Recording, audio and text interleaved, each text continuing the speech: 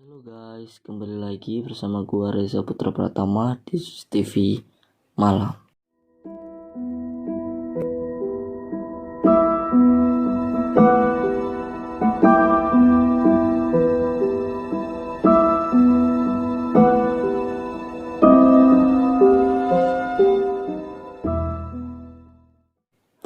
Ya, di video kali ini gua akan menceritakan pengalaman horor yang dialami seorang yang menceritakan pengalaman seramnya saat jalani ibadah subuh. Jadi seperti apa ceritanya? Alangkah baiknya sebelum kita mulai ke ceritanya, kalian subscribe dulu ke channel ini dan jangan lupa aktifkan lonceng notifikasinya agar gak ketinggalan setiap gua upload video terbaru. Dan jangan lupa juga like, komen, dan share agar gua semakin bersemangat lagi ke depannya. Dan ya, matikan lampunya, siapin kopi dan cemilannya. Kalau sudah, mari kita mulai ke ceritanya. Cerita ini dimulai pada 17 April 2022 pada waktu ibadah subuh. Puasa ke-15, aku kesiangan. Beruntungnya sempat sahur walaupun terburu-buru. Sudah sahur, aku pun cuci muka, sikat gigi, dan berwudu. Musola sudah terdengar iqomah, tapi aku baru mencari sarung.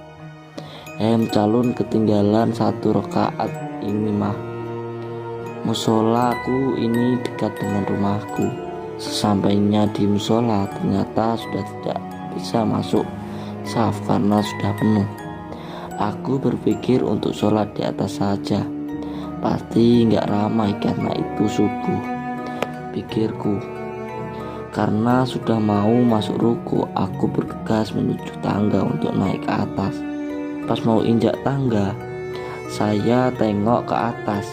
Ih, gelap, ucapku dalam hati.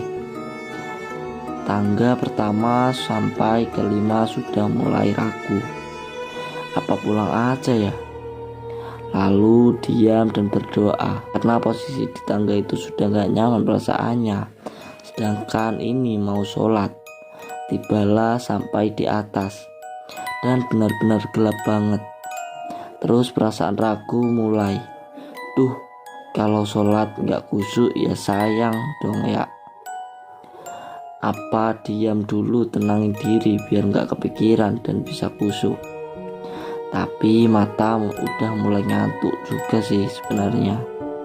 Lalu putusin sholat di rumah deh, biar bisa tenangin pikiran dan mendapatkan khusyuk. Karena memang disarankan ini datanglah sebelum azan, agar setelah wudhu dapat tenangin pikiran dari dunia. Tentunya dapatkan ibadah sunnah ketimbang perasaan iqomah. Sepanjang pulang ke rumah sih nggak ada pikiran macam-macam.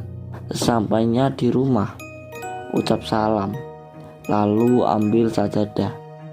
Saat sholat seperti biasa, sampai sujud terakhir pun dapat doa dengan tenang. Saat baca tahiyat akhir, aku mendengar ada tepakan kaki melangkah kencang sekali. Suara kaki yang terburu-buru seperti seorang kebelet buang air. Aku pikir itu adikku. Maklum kalau malam dini hari sampai ke pagi, hanya aku dan adikku yang tinggal di rumah. Setelah salam, aku merasa aneh kenapa tidak ada suara pintu kamar adikku. Rumahku ini 4 petak. Aku sholat di ruang tamu dan aku membelakangi kamar adik. Memang benar, saat suara kaki tadi pun gak ada suara pintu. Alhasil aku mulai curiga. Sambil bersikir selepas sholat, benahi piring usaiku santap sahur tadi. Piring pun kubawa untuk ke dapur. Namun sebelum ke dapur aku merasa merinding. Kutaruh piring lalu balik untuk cek kamar adik. Benar saja, pintunya belum terbuka. Saat dibuka pun pintu itu berbunyi. Aku mulai diam, lalu bergegas ke dapur membawa piring tadi, sambil tetap berpikir istighfar. Sampai dapur itu merinding parah. Ku taruh piring itu lalu aku ucap, "Ya Mas Yarol Jini." Ku ucap itu sebanyak 3 kali dan setiap terasa merinding. "Kenapa kamu di sini? Apa kamu yang membuatku ragu saat sholat di lantai atas musola yang gelap tadi?" Ucapku sambil merasakan merinding. Lalu aku teringat, ya berada di bulan puasa, berkeliaran kan setan kecil, bukan yang kuat dan besar-besar itu, karena mereka diikat dengan percaya diri.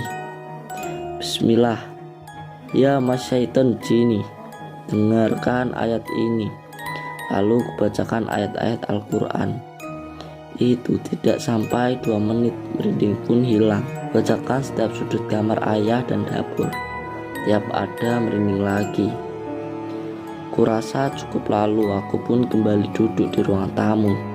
Di atas sajadah kembali aku berdoa dan sedikit mengaji. Berpikiran sih sampai sekarang, itu kenapa dia berlari ke dapur ya? Apa tahu kalau aku mau mengaji setelah sholat? Lagi pula kenapa dia mengikutiku sampai rumah? Sudahlah, mataku sudah mulai mengantuk. Lalu aku kembali membereskan sejadah dan sarung. Matahari pun sudah menerangi langit-langit yang terlihat dari jendela ini. Tandanya aku akan tidur untuk menyambut hari Minggu di bulan puasa ini. Dan oke, jadi sampai sini dulu video kali ini. Dan buat kalian yang punya cerita pengalaman horor yang bisa diceritakan, kalian bisa share cerita kalian melalui IG @rputra45. Dan terima kasih sudah mendengarkan cerita kali ini. Semoga tidur nyenyak dan bye bye.